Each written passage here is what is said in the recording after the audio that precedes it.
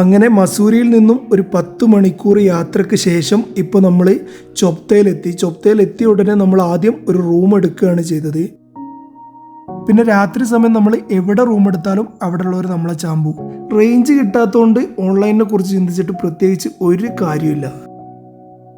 ഈ തുംഗനാഥ് ചന്ദ്രശില ട്രക്കിങ്ങിന് ഏറ്റവും ബെസ്റ്റ് ടൈം എന്ന് പറയുന്നത് പുലർച്ചെ 3 മണിക്ക് കയറുന്നതാണ്.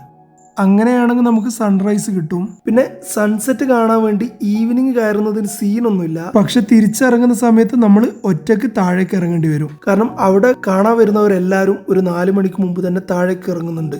ഇപ്പൊ സമയം 2:30 ഞങ്ങളെല്ലാവരും റൂമിൽ നിന്നും റെഡിയായി ഇറങ്ങി ഇതിന്റെ സ്റ്റാർട്ടിംഗ് പോയിന്റിലോട്ടാണ് ഇപ്പോൾ പോയിക്കൊണ്ടിരിക്കുന്നത്.